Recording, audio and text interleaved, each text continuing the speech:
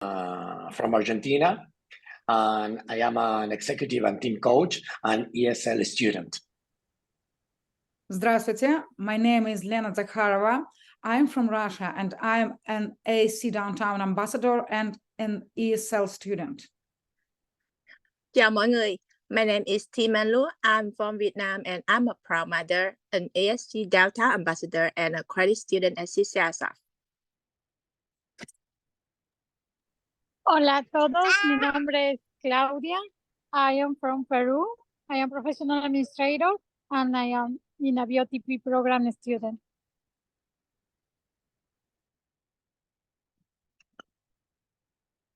On behalf of the Downtown Associated Student Council and Office of Student Activity, I am very excited to welcome you to our fourth Leadership Fireside Chat this semester.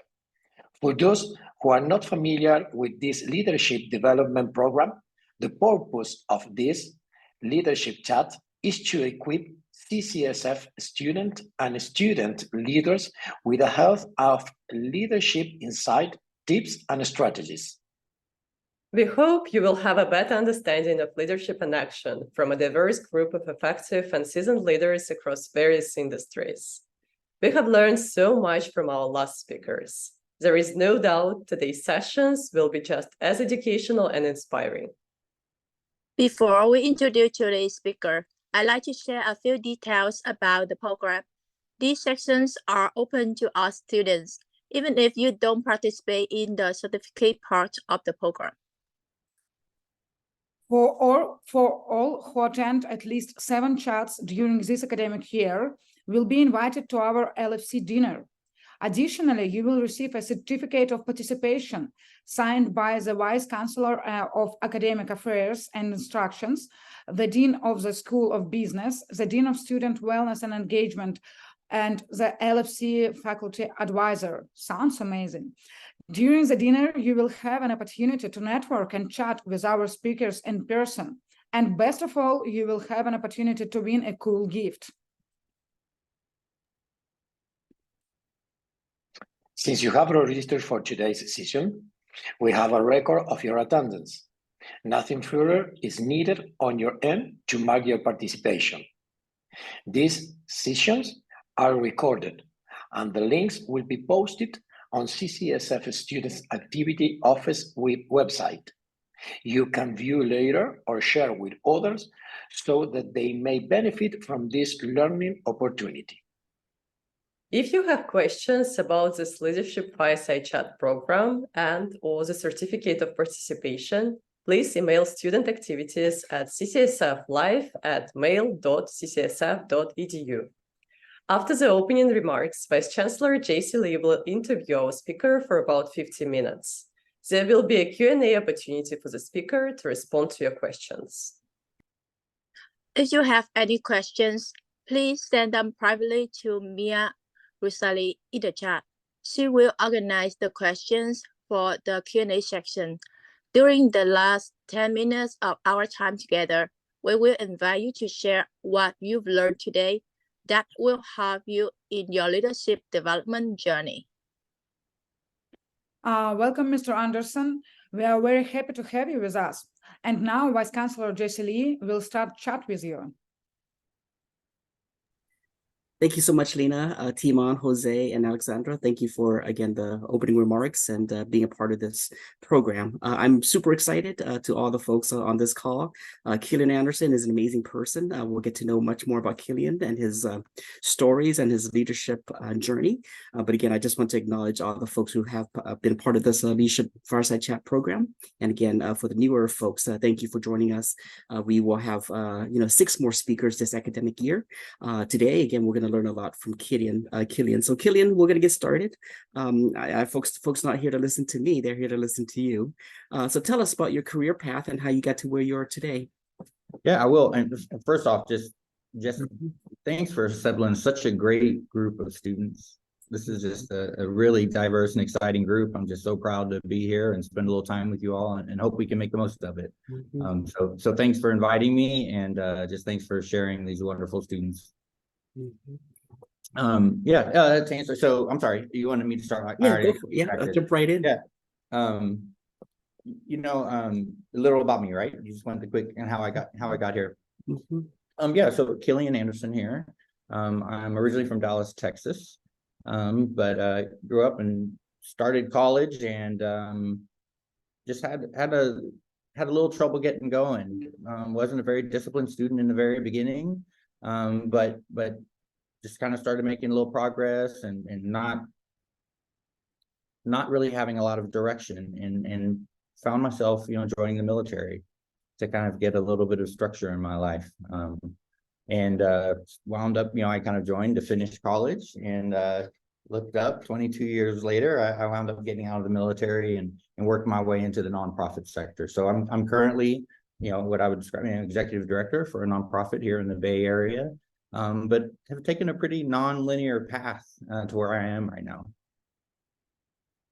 So tell us what were some of the pit stops along the way? Because again, after your very untraditional, non-traditional path, what are some of the things that shaped you in terms of being the person, the leader you are today? Yeah, I mean, I think, developmentally, the military had a lot to do with how I present today, just having spent so many years there. And in particular, I spent the majority of my military career overseas. Mhm. So had the distinct pleasure of being stationed in Japan for over 4 years, another 4 years in England, and then multiple deployments, Kuwait, Saudi Arabia, Iraq, traveled extensively through Europe. So, Mhm. I think some of the pit stops along the way were just living amidst different cultures and seeing different ways, and being challenged to act responsibly and interact responsibly with the host nation as a military member. But really, really wide-ranging experiences living in different parts of the world, which I think has been a real strength. And, I got married and my kids, grew up overseas and, we really like the people they are. And that has everything to do with their experiences overseas and in changing locations. So I think the pit stops along the way were very formative for me. We retired about 10 years ago from the military. It's hard to believe, but about 10 years ago, I retired in 2014. And we've kind of noticed about ourselves, we've never lived anywhere more than 3 or 4 years. That trend kind of continues. We tend to keep it moving. And so I think the various pit stops along the way have given us a chance to just learn and interact with so many different types of people. So folks don't know that you have an MBA.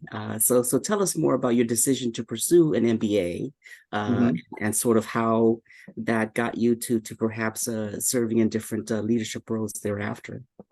Yeah, I would describe myself in the beginning as not a very motivated student. I was a good student, but I did really well in the subjects that I enjoyed, and I struggled in the topics that were less interesting than me.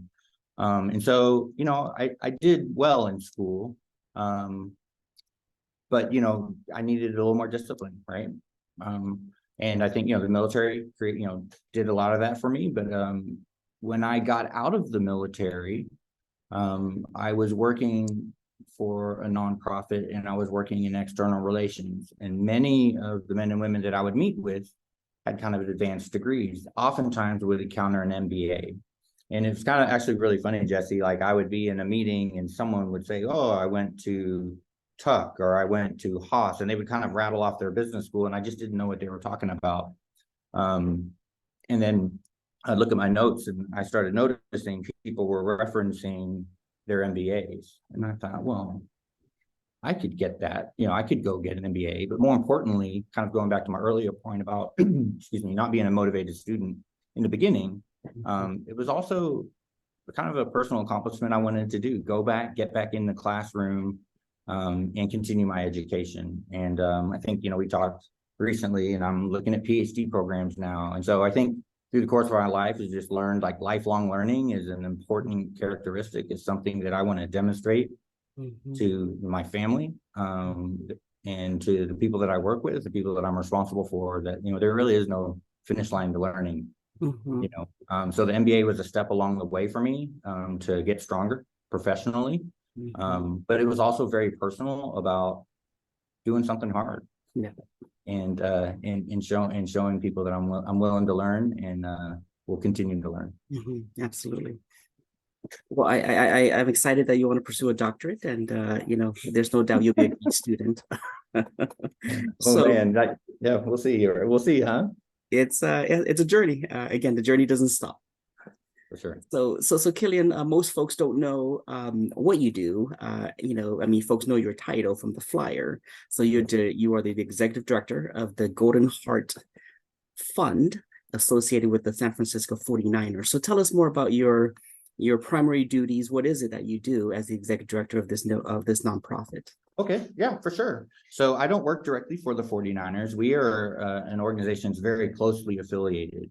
So we were established in late 2016, early 2017, essentially seeded, a nonprofit that was seeded by the current and previous owners of the San Francisco 49ers, the York and DeBartolo families. And they made an investment in a nonprofit that was and established a mission that is dedicated, focused on helping players and their families, you know, transition to life after football.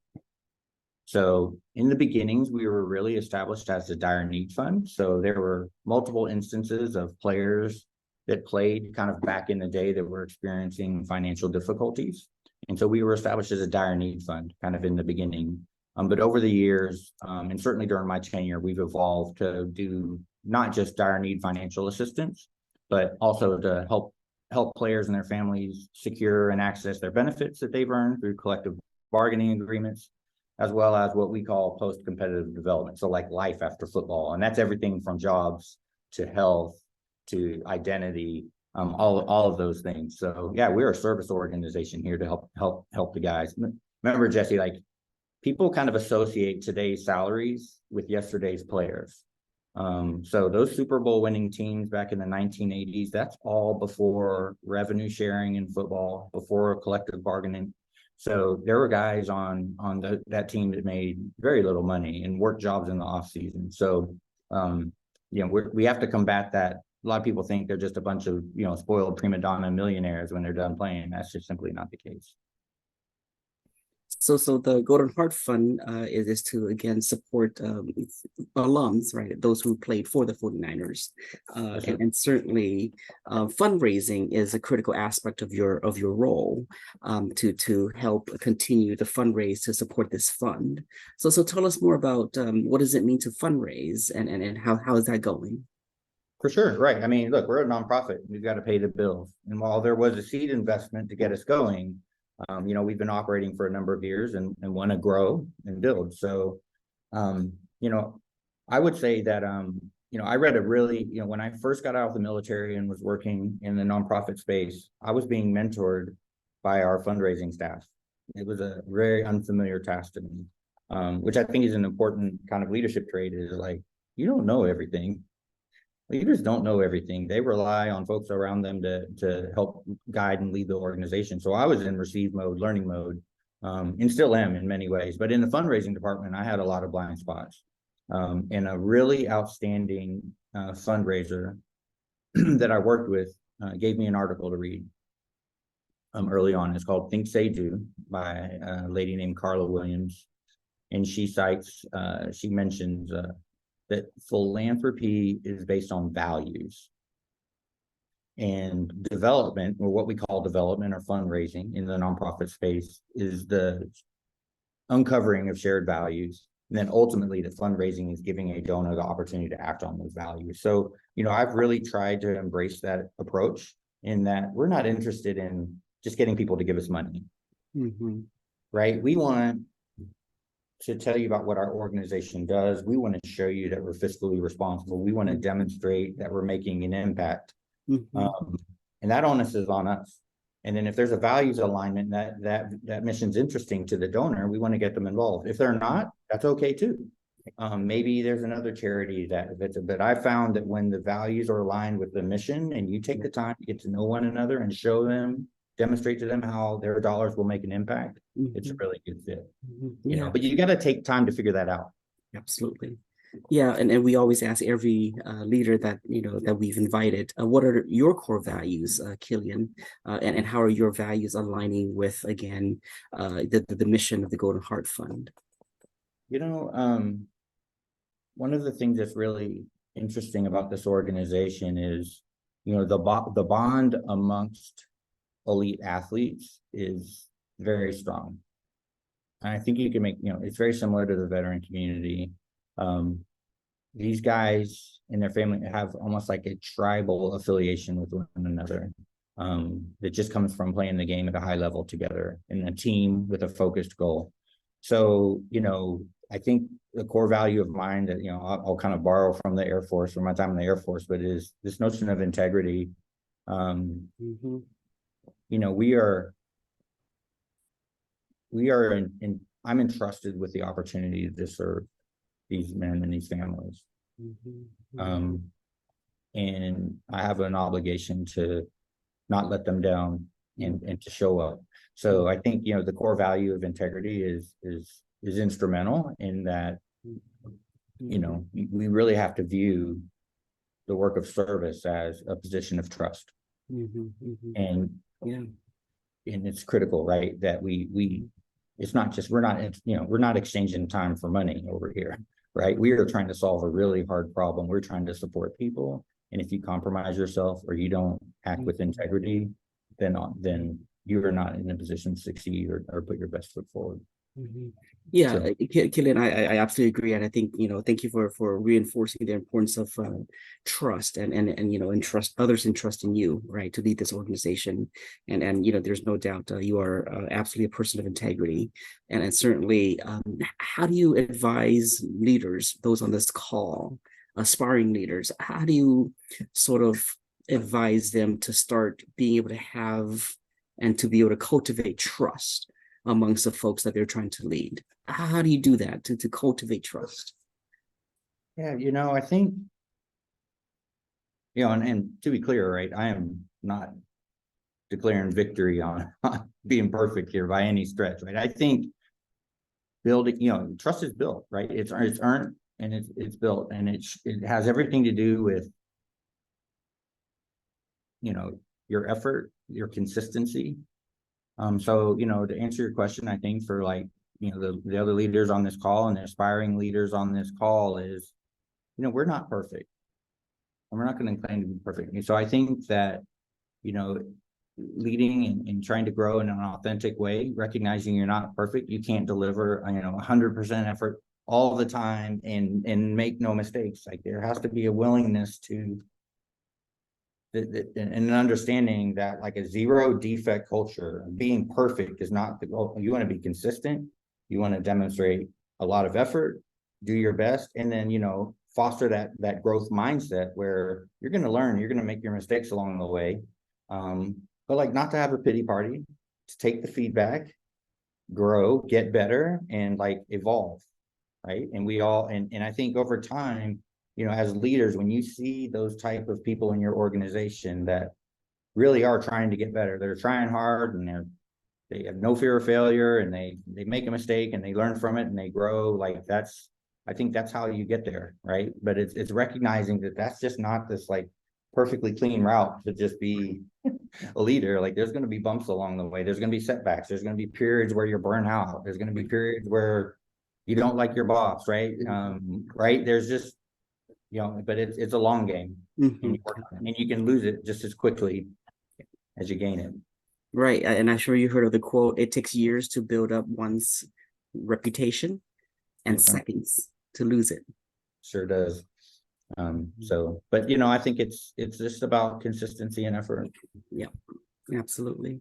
So Killjan, just share with us, how would you describe your leadership style? I mean, I think these core values, again, working hard, growing, developing, it's okay to, make mistakes, admit your mistakes, move on. So tell us more about your leadership style in terms of how you inspire others. Well, I try. Note I said I'm trying. I try to be a participative leader. Right? I want everyone to know that I'm not above a single task as the leader of the organization. Everyone takes out the trash here at the Golden Heart Fund, right? But I try to lead with intent, where this is where we're going. This is give people clear direction on the desired end state. I love the idea of kind of a converge, diverge model of leadership where we come together to problem solve and align, and then give people the space to go out and operate and work.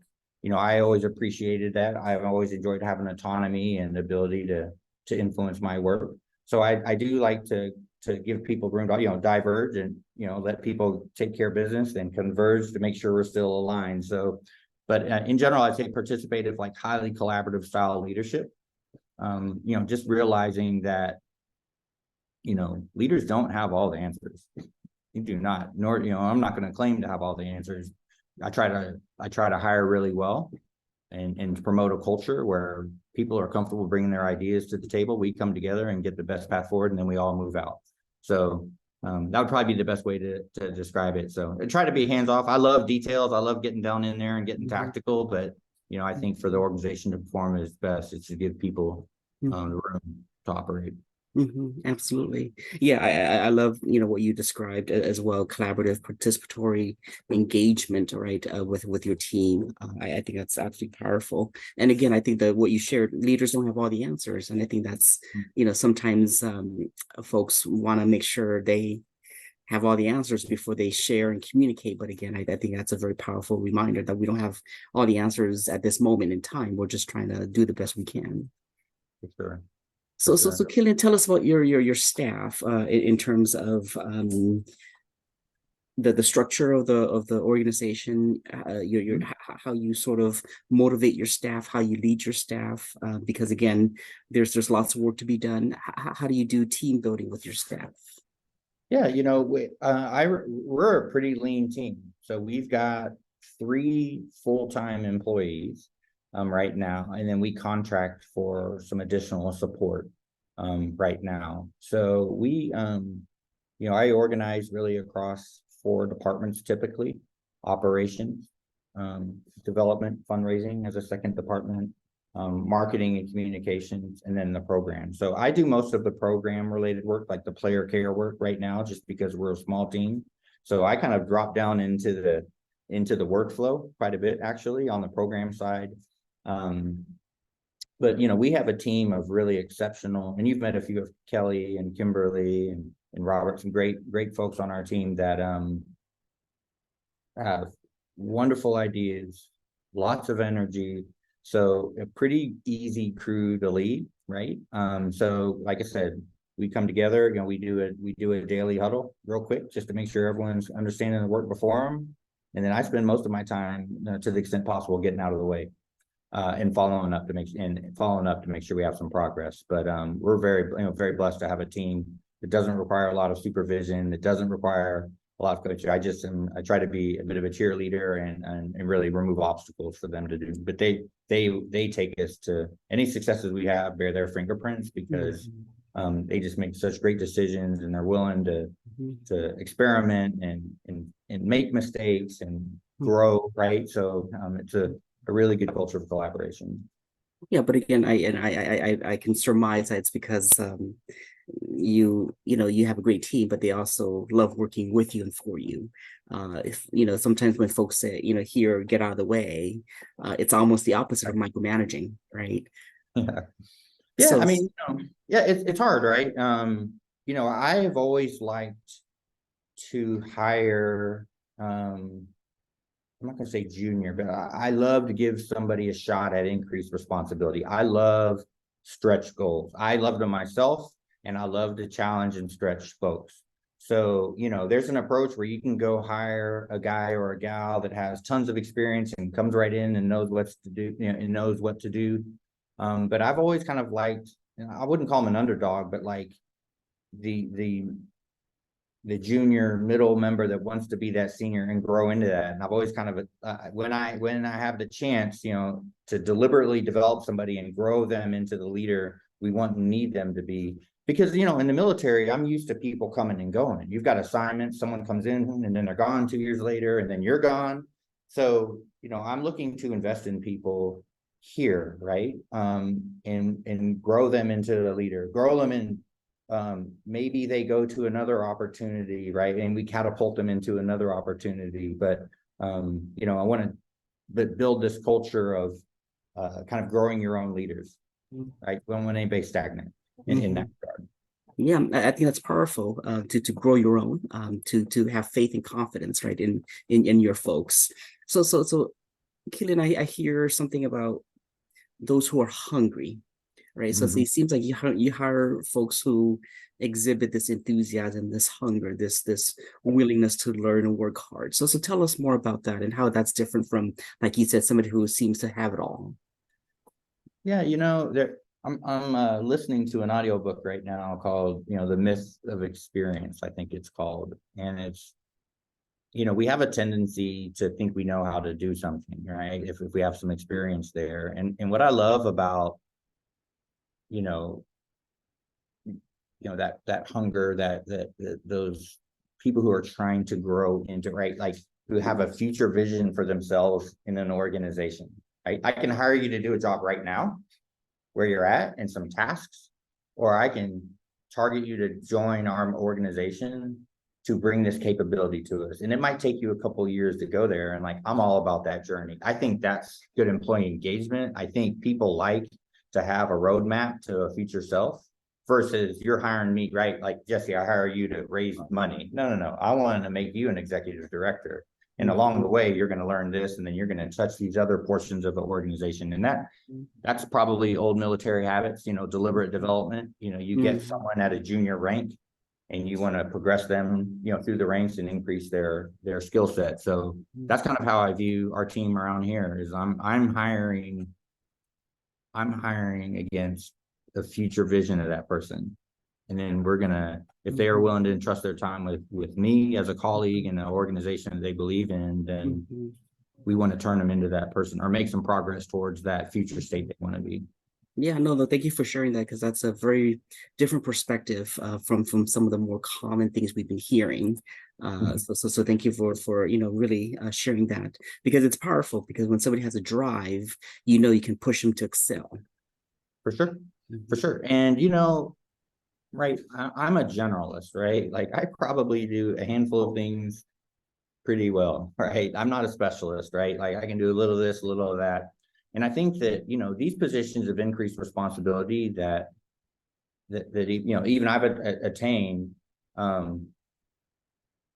you know, I have become a candidate for those roles because I understood how the organizations operate, right? And so I think that when we, you know, and I would challenge like the students on this call and anyone seeking increased responsibility that like, yep, there's the job, right? But like, is there an opportunity in this role to open your aperture and learn how the business works, learn how, you know, to manage the organization, you know? So I think there's all kind of, there's the work and then there's this other kind of these other activities that happen in an organization that we can and should expose all of our employees to. So they increase their understanding, you know, of how things get done. But too often people get very siloed and focused on the thing they're working on. And we want to, you know, I want to train my replacement, frankly, you know, so when it's time for me to go, that someone's able to step in, there's not a big vacuum, right? That we've created, that next, you know, the opportunity for the next person to take the organization to the next level. Yeah. Thank you. And again, that's succession planning, right? Being strategic and intentional to grow your leaders. That's great. Certainly. So I know one of the questions that folks, you know, will be curious about is, of course, you interacted with a lot of you know, high profile athletes, right? Former and current. Any story, you don't have to share the name, any story of an interaction with a football player that has stayed with you? Yeah, you know, I will I mean, I'll share a name, right? It's Sure. cool. It'd be I'm not name dropping like trying to be cool, but actually for any football fans out there, Ronnie Lott is a Hall of Fame football player, legendary 49er who's on my board, and he's one of the co-founders. Yeah. And you know, he has a reputation for being a big heavy hitter and a really physical football player. And when I was interviewing, I had the opportunity to, he was one of my, we interviewed with him a few times, but he was one of, towards the end when things were really heating up, I interviewed with him, and I was super nervous, by the way. Super nervous. And I would be too. oh yeah, super nervous. And you meet him and I will tell you, I describe Ronnie Lott as a national treasure. He's just got this big giant heart in there and cares so deeply about the other players and their family members in and around this game.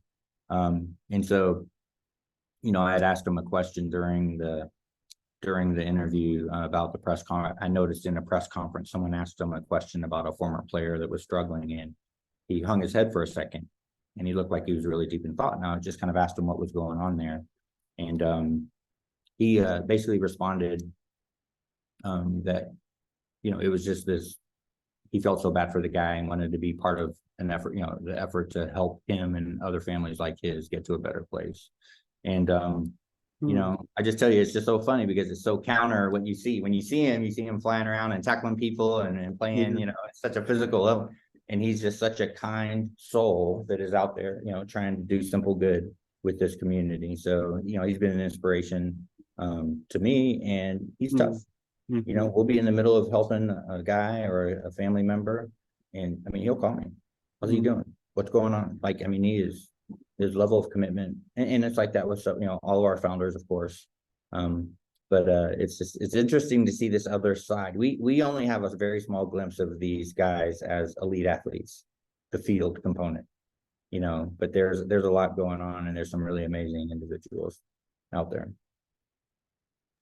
Well, let me ask this question for the folks who know the name Jerry Rice. So he came out with a new beverage drink, right? It's called GOAT, G-O-A-T, the greatest of all time. Yeah, goat fuel, right? Yeah, the goat fuel. So can you tell us more about goat fuel and that story? Yeah, I tried it and it was really good.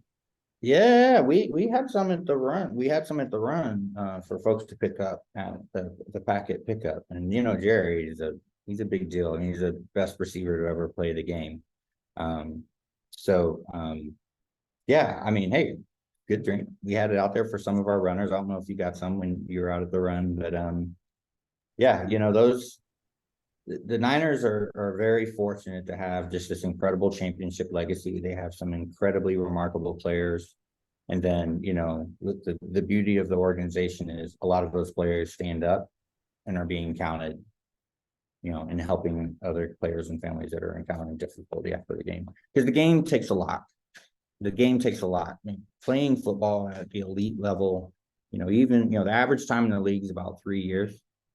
But if you think about all the wear and tear of playing all as a kid through junior high, high school, college, you know, pros, it's a very violent game.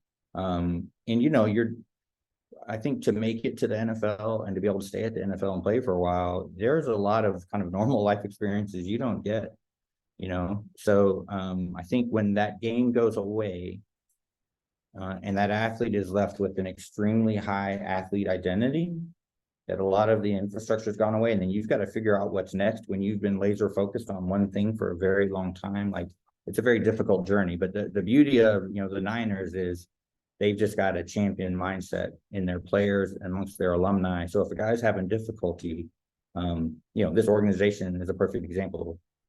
They're going to do something about it, and they're going to work to help guys get to a better place. Yeah, absolutely. And again, there's no doubt there is not going to be a 4-game losing streak. Oh man, I know, right? We're going to get it back on track here. Yeah, no, I absolutely believe the Niners will go to the championship and win it all. Absolutely. So Killjan, we're going to shift a little bit in terms of getting you to reflect on your career. So you've had a very successful career. If you were to look back, is there anything you would have changed? Would you have done differently? Yeah, you know, in the military, I actually started, you know, I came from a law enforcement background. And, you know, kind of like I was saying with the football, like I didn't spend a lot of time thinking about what I do after I got out of the military until kind of towards the end. So, you know, after I was in about 10 years, I was like, okay, I'm going to stay 20 and earn retirement. So I knew I was going to do it for a little bit, but like, you get really busy with the day-to-day and the life and the deployments and all the things that come with being in the military. And then, you know, I got to about, I would say about 2010 or 11. And I was like, man, I got to start figuring out what I'm going to do, you know, when I stop doing this in the military. And I think it was, you know, I always kind of thought I'd get into law enforcement or like, you know, federal law enforcement. But I had allowed myself, to answer your question, I had just gotten a little pigeonholed in my thinking. And, I wound up volunteering with a nonprofit, the Pat Tillman Foundation, in around 2008 or 9, 10, closer to 10. And it just exposed me to like the scholarship and service kind of after service beyond your time in the military service. And so, to answer your question, essentially, I wasn't thinking about what's next. I was just kind of like meandering through life and my career. And so I think it's like we need to all be engaging in, if I would have done different, I would have engaged in more exploration of life beyond the current chapter.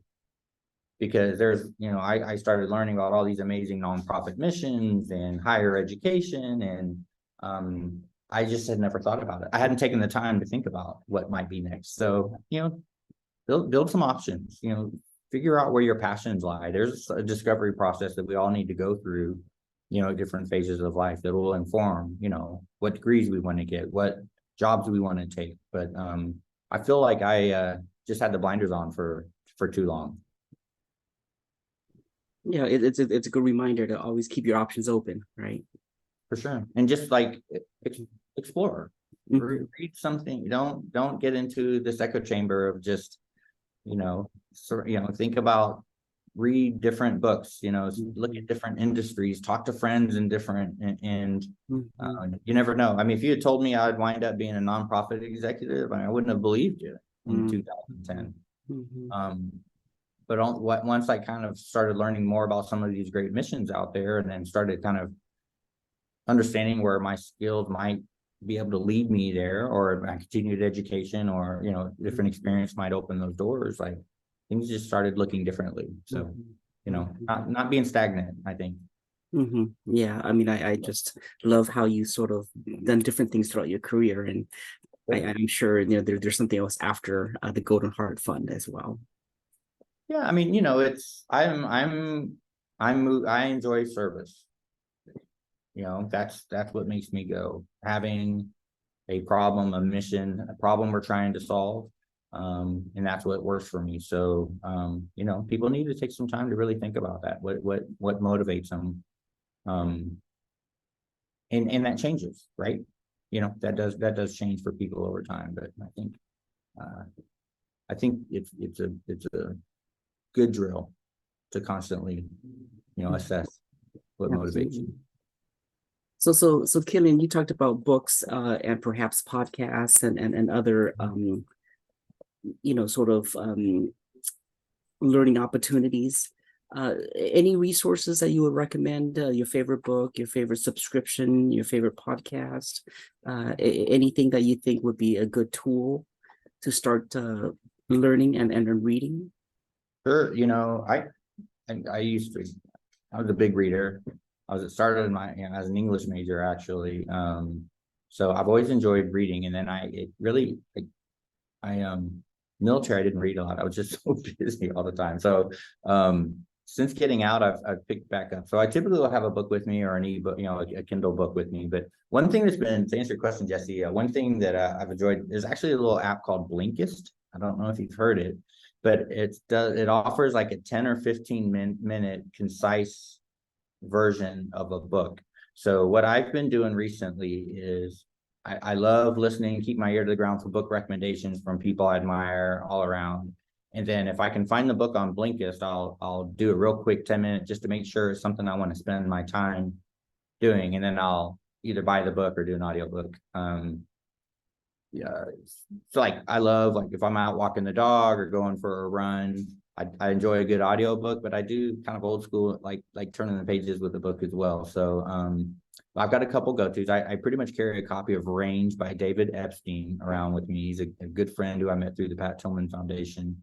And it's got a lot of really great lessons in there. And I recently read a book called Thinking in Systems, which really had a major impact on me. It really encourages systems thinking as a leader in how you solve problems. So those have been a couple good reads recently. I'm in the middle of The Myth of Experience right now. So there's some good ones out there. I think it's handy. You know, I stop. You know, I stop, start. I have to pick back up. You know, I don't sit down and read every single day, but I try to be in the midst of a book. You know, going basis.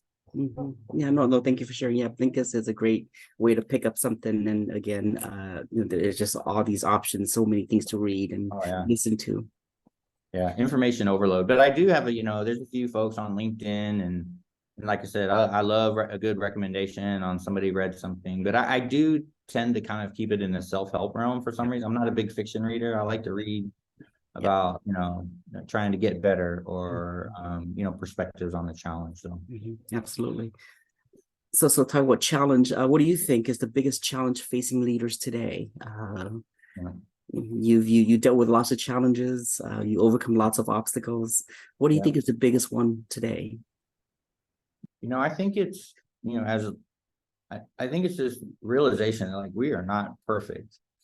And as a leader, like, the importance of not promoting a zero defect kind of approach to things, right? Like, you know, it is really hard, I think, you know, to, you know, we're going to be, you know, working, solving problems, showing up for your family, loved ones, friends. Like, that's a lot, right? Like, life throws a lot at you, right? And I think that we have a tendency to, you know, feel like we've let someone, if we didn't put our best foot forward, we fell short of an expectation. And it's like, you want to deliver a consistent effort and do the absolute best you can, but, like, give yourself some room, give yourself a right. Don't beat yourself up, right? Is that as long as you're delivering consistent and solid effort, there will be setbacks. And you have to work on your resilience. You have to be at a healthy place as a leader, right? You've got to eat well. You've got to stay active. You've got to have a life outside of work. So I think that, you know, but when you're trying to gain experience or grow in a job or get that promotion, right? Like, sometimes the environments that we're in don't feel very permissible to make a mistake, you know? And so I just think as a leader, it's really important to promote a culture where, you know, you are truly taking care of people. You're tolerant of mistakes, not negligence, but mistakes, right? And that as long as you are continuing to grow, like, that's where you want to be at, right? But it's just not sustainable to be at 100, 110% all the time. You'll break. Your health will deteriorate, your relationships will falter. So there is a real need for balance. And we're fooling ourselves if we think that we can just go at maximum speed at all times and be all things to all people. Right. I agree. So Killjan, I mean, this is my third page of notes. So thank you for just reinforcing you know, some great insights and wisdom. So you know, obviously along the way, different leaders, different managers, different supervisors, you know, have made some mistakes, right? And some, you know, bigger mistakes than others. So in terms of advice for our students, what are 2 or 3 mistakes that folks should not make, that you can generalize? So what are the things that, again, if folks do this, it might derail their career? So anything that comes to mind that, again, just don't do X, Y, and Z? Yeah, you know, I think you know, first I would say, you know, my experience has been, this is my personal experience, has been that, you know, I thought I knew what was going on, right? Like, and would go a little bit farther down the path and get more responsibility and learn, you know, as I had increased roles in the organization, that my perspective as a junior or mid-level employee, I didn't have all the information on what was going on in the organization. You know, I mean, so I think that, you know, I think it's like, put your faith in the system, grow and work to have, like, you know, really good dialogue, like, with your boss, and demonstrate that growth mindset, but, like, realize that you are going to learn. I look back at things I've done 2 years ago, 3 years ago, 5 years ago, and I swear I thought I knew what I was doing. And you just get more information, you grow, and just realize that like we're on a journey here. We're going to grow and develop personally, professionally. And we get downtrodden at times, right? We have a tough setback, we have a tough stretch, like you'll endure. You will endure, and there will be difficult stretches. There'll be stretches where you don't like your boss. There'll be stretches where your job's irritating. And I think sometimes the tendency now is just to jump ship or change jobs, or like things aren't always perfect. Things are, not always perfect. So you have to be prepared to kind of put your head down, get work done, make some progress, grow, and things get better and be part of the solution. So I think it's, we've got to work on our own resilience. But I think that there's a little bit of a dangerous narrative going around now where people just think like everything has to be perfect all the time, or there has to be 100% connected and purposeful to your job and all these. I just think that there's tough stretches. There's large stretches of time in the military and other jobs where I've been frustrated or I've been burnt out. And those are dangerous times to be making major decisions. Absolutely. So it's like, take the time to get yourself back on track, get to a healthier place, do some reflection on what'll help you get back to yourself. But being committed to kind of enduring and being resilient and growing. Absolutely. No, well said. Thank you very much for that. I'm just looking at the clock. It's 4:49, so we'll have another 10 minutes of conversations. Folks on the call, if you want to ask Killjan questions later, please again email your questions to Mia Rosali, or I'm not email, but the DM to Mia, and we will definitely get your questions in the queue. So Killjan, the last 10 minutes I have with you, in terms of sort of your legacy, what do you want to be remembered for? I would hope that my friends and colleagues and certainly my family viewed me as dependable. There's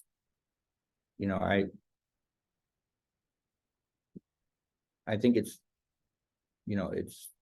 there's a lot of different, we all have lots of different tugs.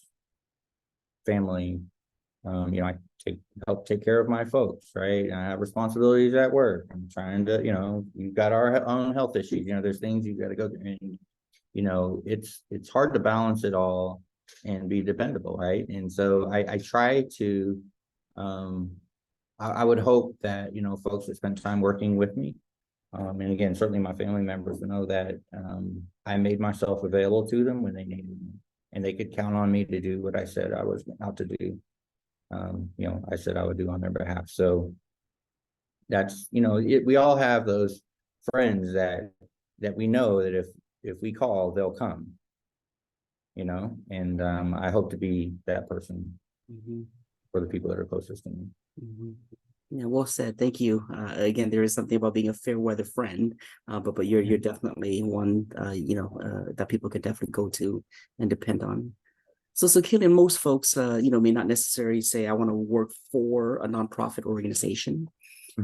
So any advice you would give to those who might want to work for a nonprofit, and what should folks know if they were to be working for a nonprofit? What are some of the differences and pros and cons of working for a nonprofit? Sure. I would say first, it's the whole reason I went to get an MBA. Like a nonprofit, it's still a business operation, right? Fundraising is just like sales. So business operations is operations. We still have financial statements. We still have reports we have to generate. So I would kind of encourage professionals who are interested in nonprofit is to not over-index on like nonprofit, like becoming a nonprofit leader. Understand, like, you want to build leadership skills and business acumen, because it is going to apply. I see, and a case can be made for like these nonprofit degrees. There's degrees in nonprofit administration, and that's helpful. But to be clear, like running a nonprofit still has many aspects, very many aspects like a business. So I think the first thing first is, there's a lot of ways to gain experience that will help you work towards being a nonprofit. You don't even have to necessarily work in a nonprofit to build your skill set that would help you in a nonprofit, if that makes sense. I know I kind of backed into that a little differently. So, you know, that I would say that's first is maybe not get, I would not suggest people getting typecasted as a nonprofit executive. Like these skills are transferable to other businesses in there. And then the second, you know, I would say is I would definitely like when you are able to make your passion your profession, like it's a pretty powerful turn of events. And so, you know, there's social enterprises that are for profit. But if you're, you know, if you're someone like me who is deeply connected to their work, right? I cannot just exchange time for money, right? That doesn't work for me. There's not a certain salary you could give me that I would just turn my brain off and be okay working, even though I didn't believe in it. Like I'm too connected to my work. So for me, the nonprofit mission is like a really clear, having a North Star. And again, some businesses have a North Star as well, so they can still, you know, do some incredibly, you know, great work in a social enterprise. But I think that if you're the type of professional that's moved by a mission, shared purpose, and goal, nonprofit can be like a really exciting place to work. Because, you know, when you see the output of your work making a difference in a person's life or saving a stray dog or whatever the mission is for that nonprofit, and it aligns with like how you feel and show up, like it can be a really powerful experience. They're great places to spend your time, you know, nonprofits. Yeah, so I use the word North Star a lot, and you share that as well. So can you share with the audience what does that mean to have a North Star, to be mission driven? What does that mean? Because again, I think people hear it, but I don't think they understand fully the why. Sure. You know, I think it's you know, I think for me, you know, having that North Star is that shared kind of vision, mission for the purpose of the organization is wildly helpful. Like everything we do, we are working backward from trying to improve the life of a football player or their family after they've left the game. And it's helpful, right? Because, you know, we're all busy. There's a ton of distractions. There's tons of competing priorities. You know, you could have a frustrating stretch. You could have a disagreement with a coworker, but if you're able to keep your gaze focused on, you know, keep your eye on that prize of improving the lives or whatever your mission is, right? In our case, you know, improving the life of or the outcomes for players once they leave the game, you know, having that North Star there is a really great place to reset on the day that you're frustrated or having difficulty accomplishing a task or working on a painful slide presentation, right? Like that North Star for me is a place that I can kind of escape to remember like why we do the work, right?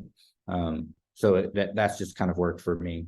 And you need to keep that front of mind to the extent possible, you know, as much as possible. Yeah. Well, Killjan, you talked about how you stationed in different countries, stayed, you know, somewhere for pretty much 4 to 5 years, you know, 4 to 5, and you move on. Yeah. Well, you're definitely not ready to retire. You retire from the military, but what's your hunger? What's your next thing? Because I know you can choose whatever you want to do and be very, very successful. And not that you're gonna leave the Golden Heart Fund, but again, what else would you like to sort of strive towards? Yeah, you know,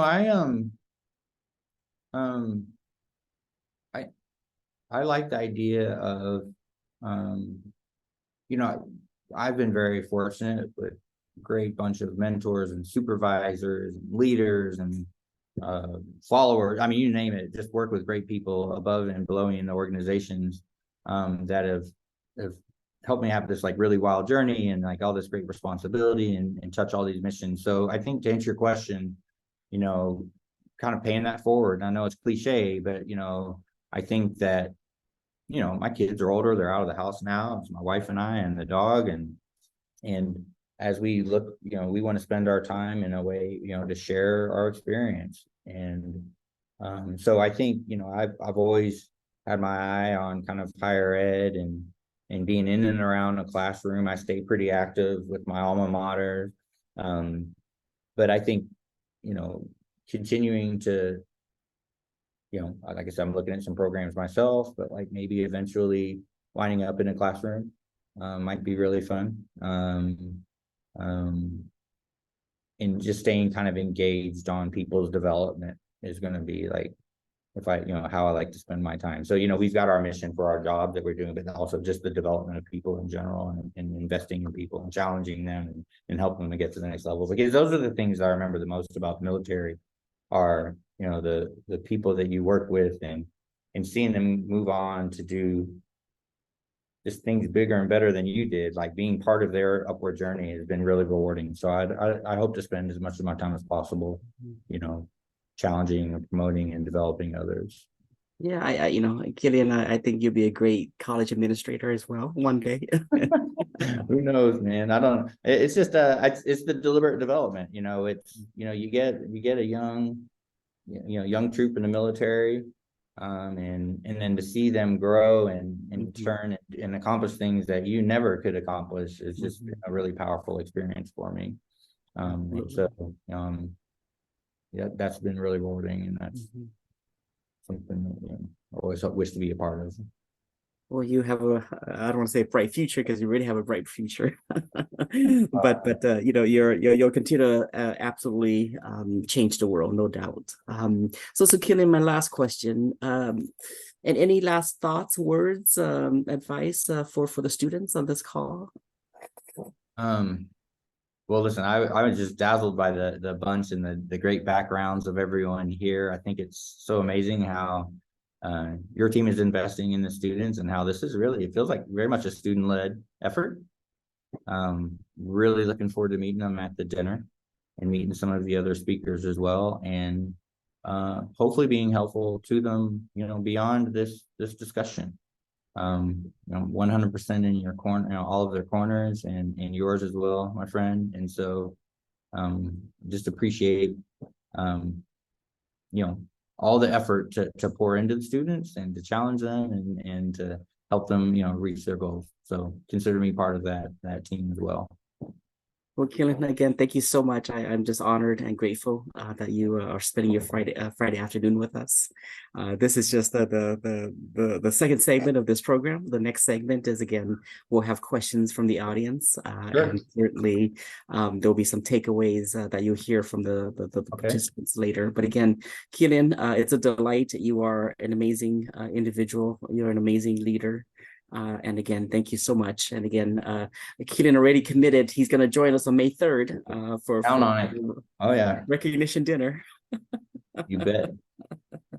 So again, thank you so much, Killjan. I will now bow my row to the next person, and we're going to engage in a Q&A. So Alexandra, Okay. I think you're next. Is that right? Yeah, it's me. Thank you so much, Geisce. Yep. Thank you, Killjan, for taking your time out of the busy schedule to share your stories and experiences with us. Your leadership journey is truly inspiring. And for the next 20 minutes, we will be asking questions from the audience. And they said that we have a lot of questions for you, and we will try to get all of them. Okay. And here's our first question, and now I would turn it over to Jose. Thank you, Ale, and thank you, Killjan. I have the two first questions. The first one is, what characteristics do you most value working with professionals? Oh, wow. So, I think it's, I appreciate just grit and hustle. I appreciate a good, hardworking individual, right? Again, not looking for perfection, but looking for them to show up every day, be enthusiastic about the problems that we're trying to solve, and to get in kind of on the bus with everybody else and make a difference. So, we always say you can hire character, train skill. We can teach anybody to do just about any job, but teaching somebody to care about the work they do and to deliver consistent effort, that's really exciting for me, and a trait I look for in people. Thank you. The next one is, How do you influence or motivate them at work? Oh man. I think that's different for each person, that we're entrusted to work with.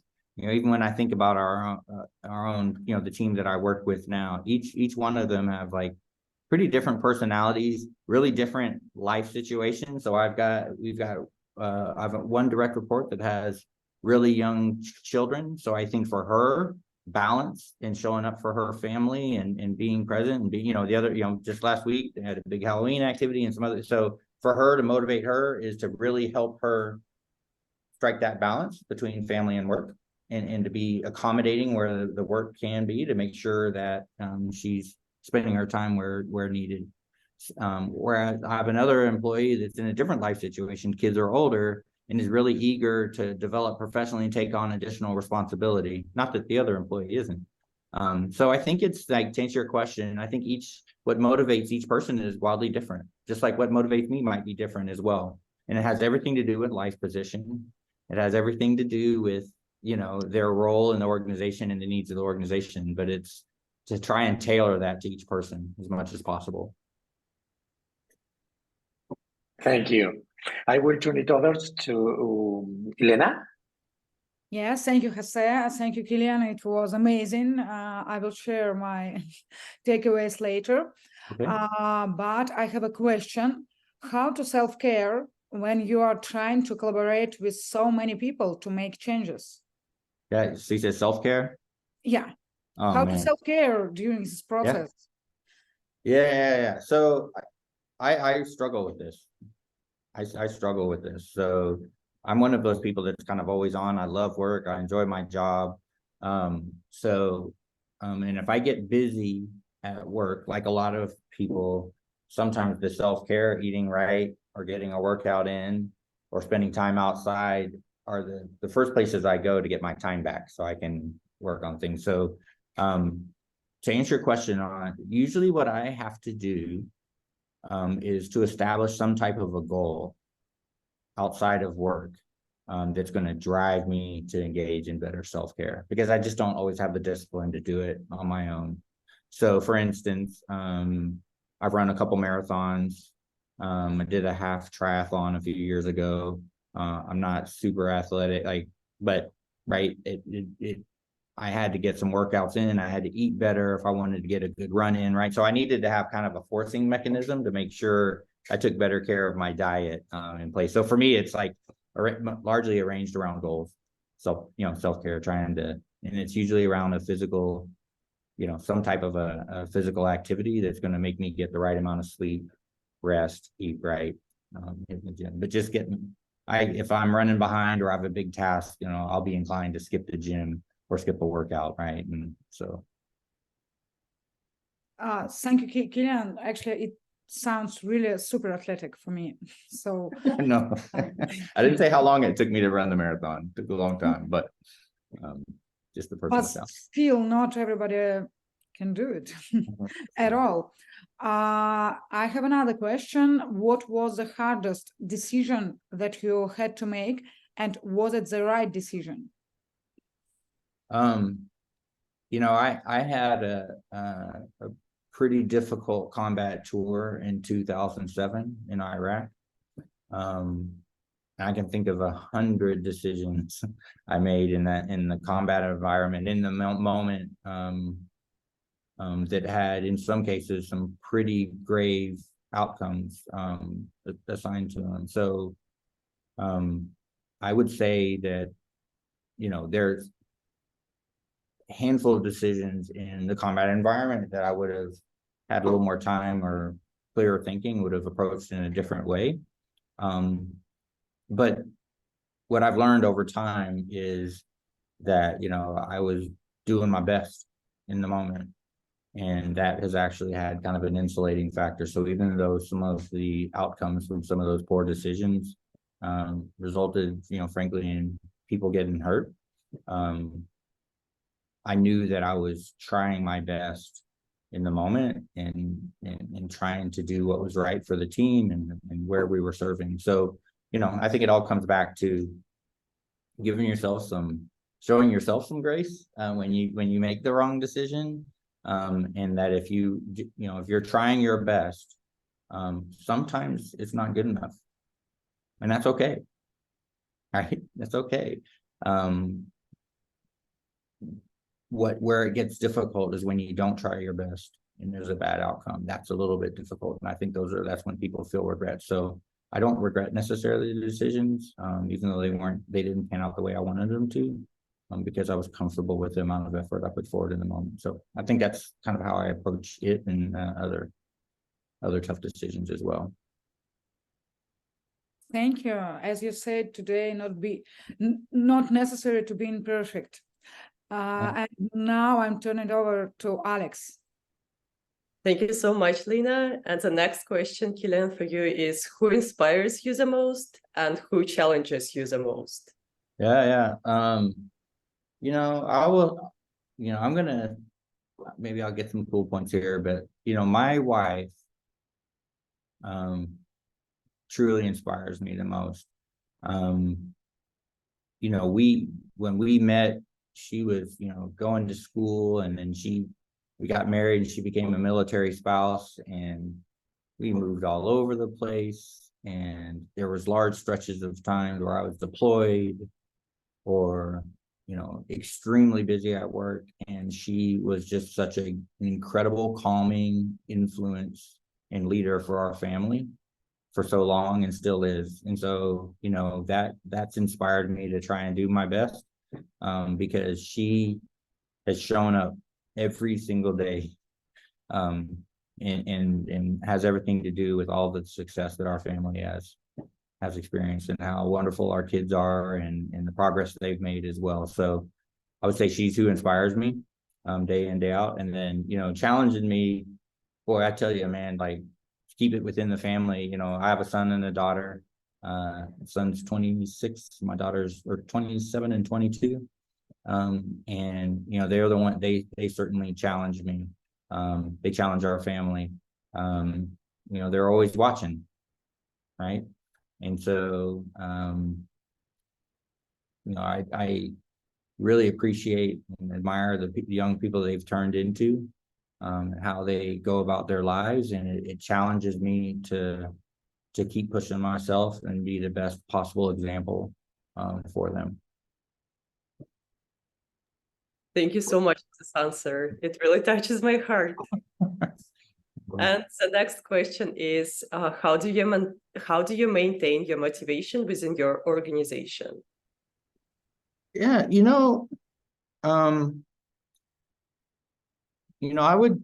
I would say that by giving, trying my best to give everybody a very large stake in the mission, and feeling like they have the ability to influence how the organization operates.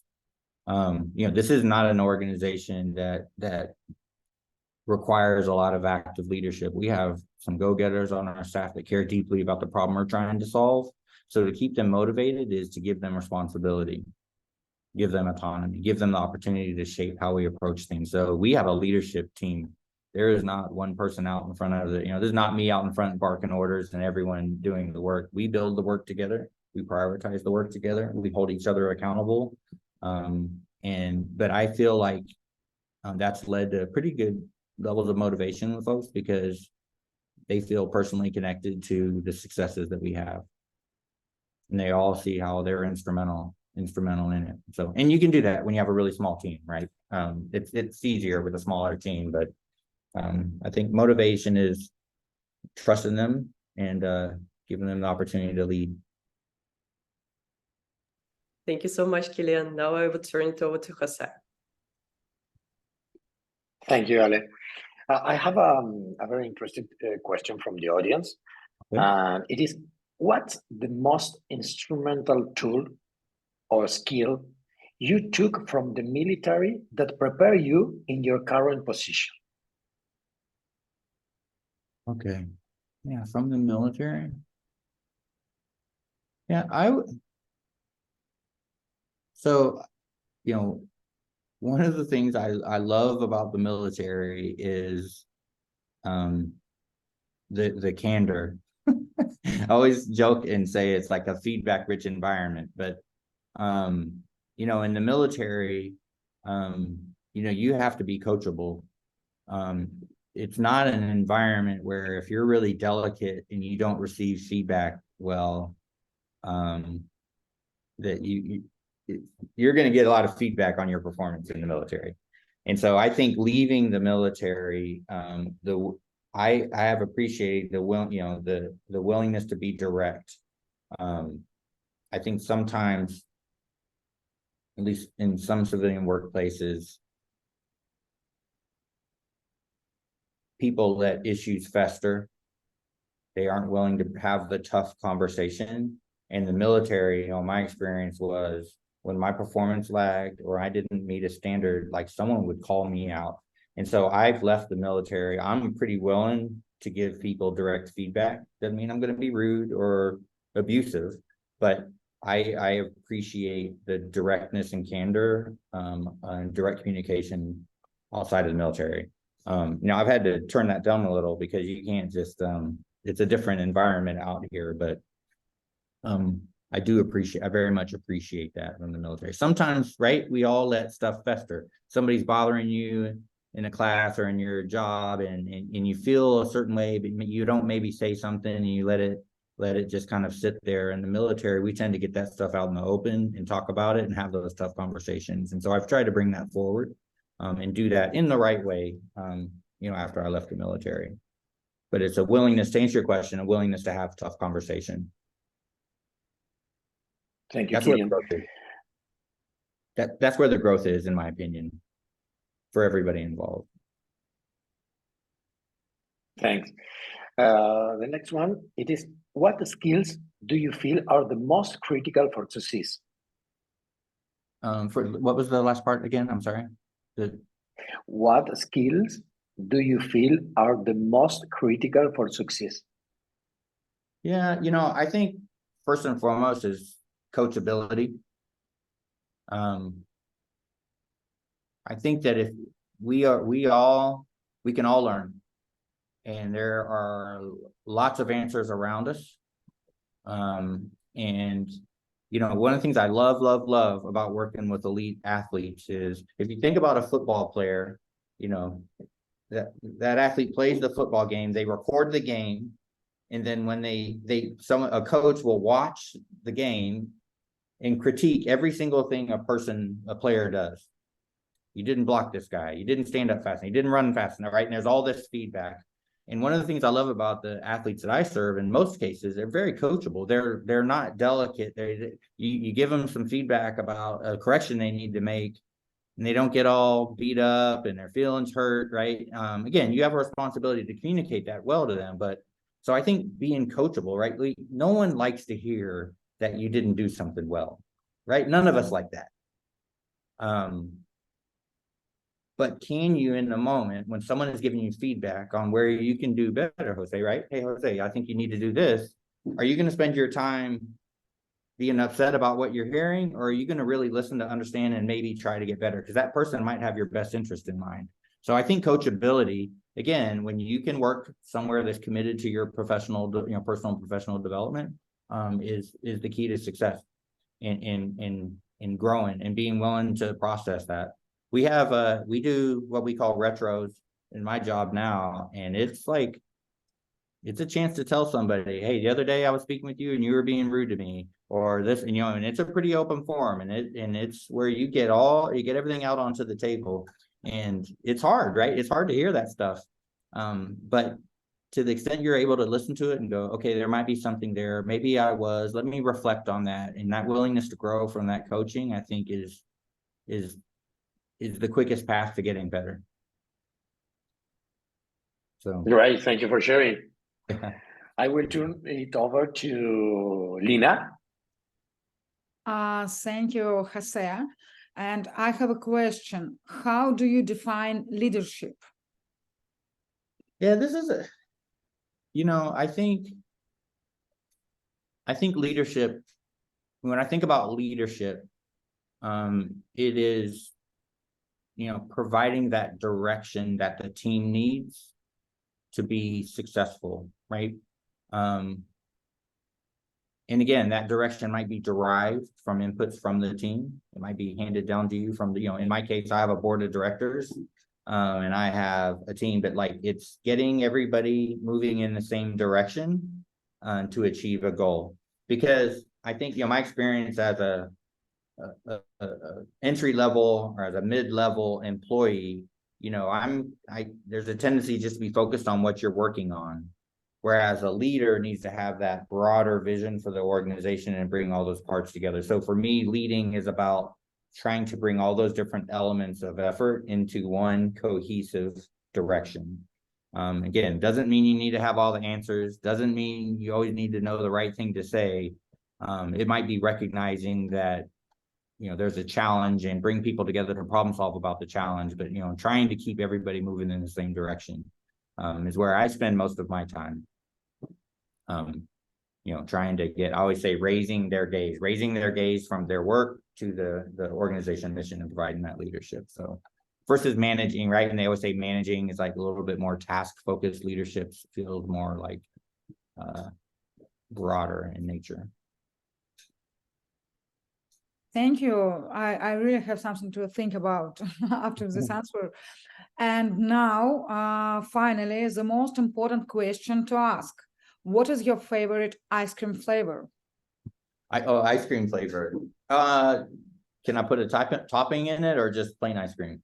Of course you can. Okay. All right. I'm gonna go with vanilla ice cream with strawberries in it. And I'm happy to see how much thinking you put to this answer. Oh, that was really, I could have gone a couple ways, but I think plain old vanilla with strawberries in it is like the way to go for me.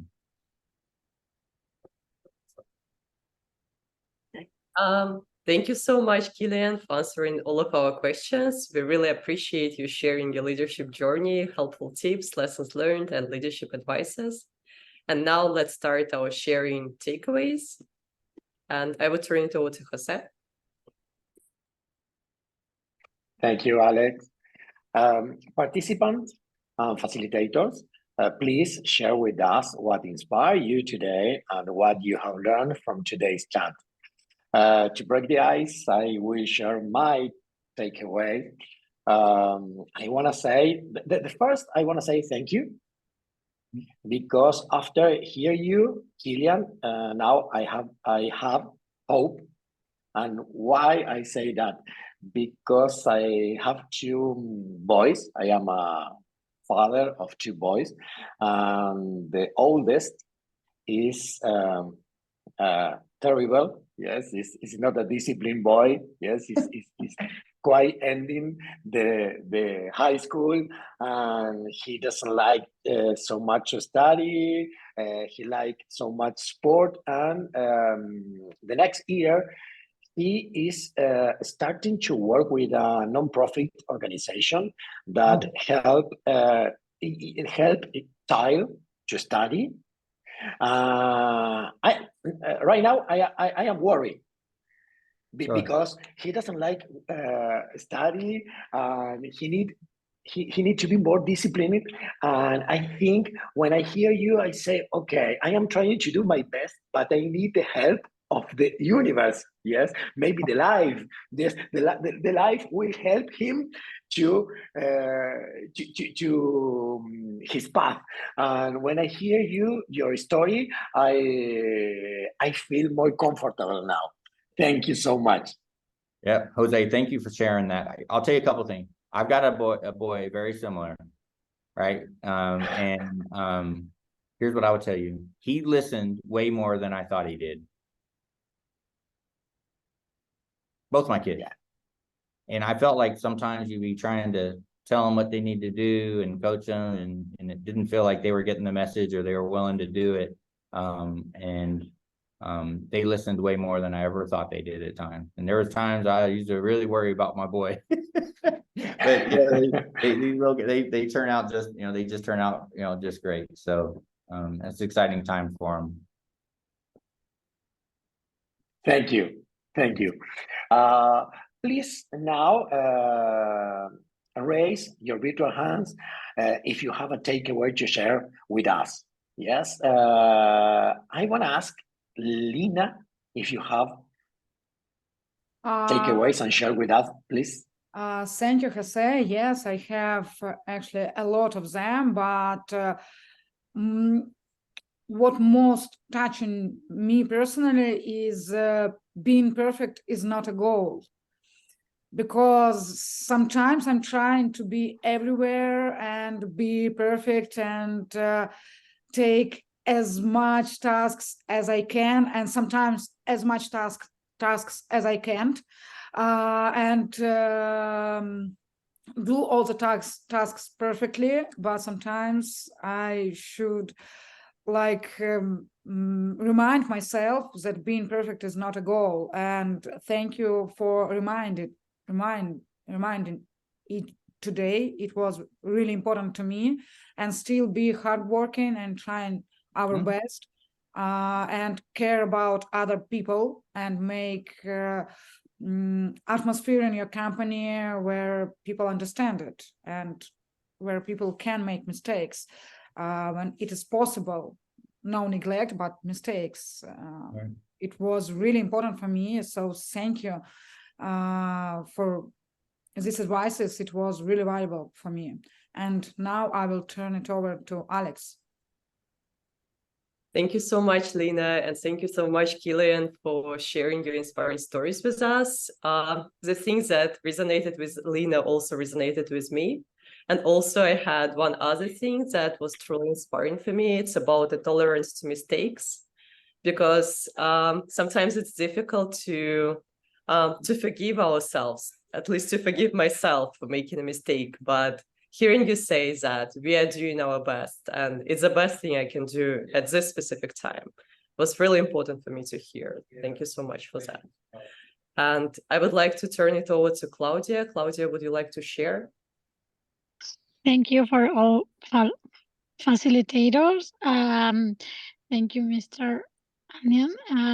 Well, one of the most like me, it's when you said, as a leader, we don't know everything, but we are always here to support the teams, right? We with the time to spend, with the experience, you have a good feedback for your teams. Oh, I really appreciate it.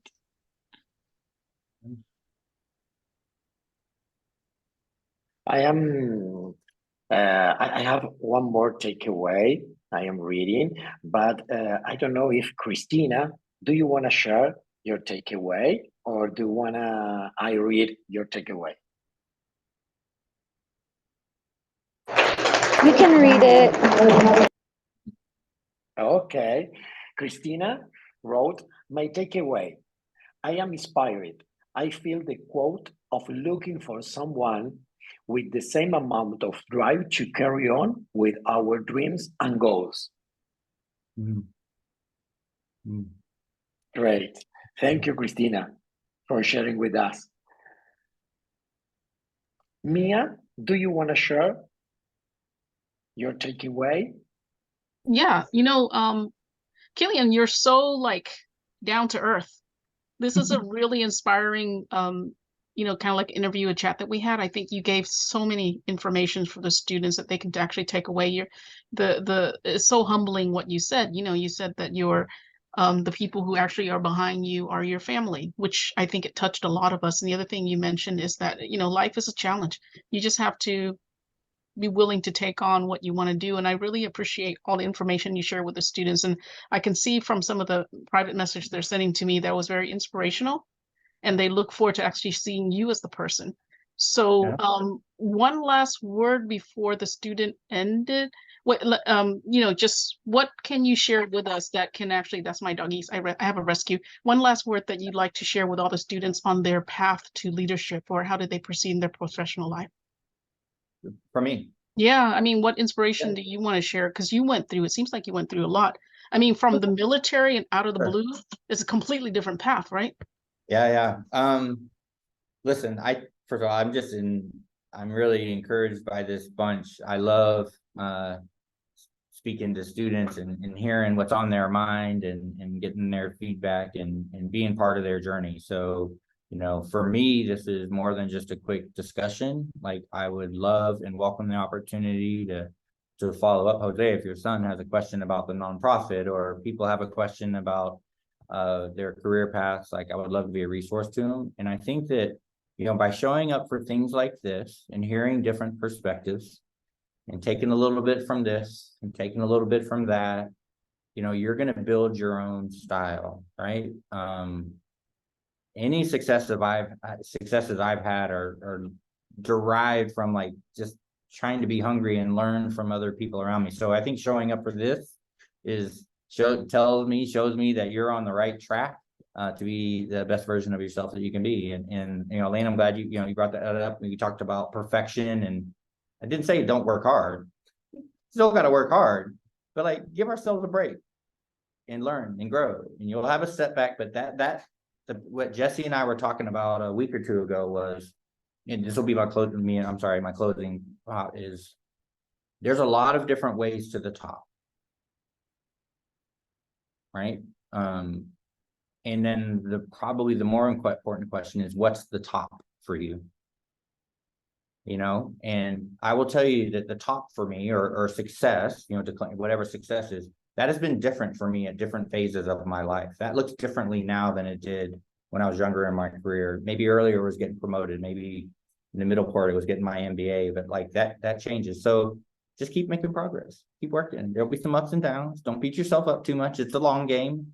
Keep growing, keep working hard, and keep surrounding yourself with people that will help you, you know, get to the places that you want to go. And then as you get there, bring others along, and keep growing. So really enjoyed spending time with you all. And I really appreciate you, Jesse, pulling this group together. And Nia, thank you so much. It's been wonderful meeting you, and I look forward to meeting everyone in person. Lena? I have one personal question. How we can connect with you if we want some advices about our leadership path? Because you said that you can do it, and I'm really interested to do it if it's possible. For sure. Yes. I mean, Jesse knows this, right? Feel free to share my information with whoever is interested in connecting. I'm also on LinkedIn as well. But if you want to hop on a call or keep me updated or anything like that, like, I welcome that. I love working with students and would love to be helpful for you, you know, in some way. So Jesse, please feel free to share my information as you see fit. And I'll be happy to connect with you all. Thank you so much. And now I want to ask Maria, maybe you want to share your takeaways with us. Thank you so much, Elena. And Killjan, I just want to say thank you so much for sharing such an important and interesting information with all of us. This is going to be really, really helpful because everybody has a different path, careers, and yeah, it's going to be amazing for us to take advantage of this information, you know, in order to build our leadership in our organizations or in our paths. And also, I would like to add that one of my takeaways was like that really resonates me is the importance to have integrity and support people, because I think this is really, really hard nowadays to be to have an integrity wherever you go. I mean, it requires a lot of effort. You have to have values, so it's not easy, you know. But thanks for sharing with us about your experience, and that's it. Well, thank you, everyone. Yeah, thank you, everyone. Thank you for coming out, Killjan. And I wanted to share with you all the next speaker, and you might want to come, Mr. Anderson, just to let you know who this next speaker is. So we have one of the executive from McDonald's, right? Yeah. Awesome. Morgan Flatley, I think you've heard about her. She's going to be here. The dates are going to be a little bit different. So just to let everybody know, it's actually going to be on a Monday, a different time, right? So just make sure you mark your calendar, Monday, December 4th from 3 to 4:30. And she's actually going to be just as dynamic, hopefully, as you, Mr. Anderson. So we're so happy to have everyone here and looking forward to have everyone back with us. And thank you, everyone. Wonderful group. Thank you, y'all. Thank you. Have a good night. You too. Thank you. Bye, everybody. Bye, everyone. Thank you so much.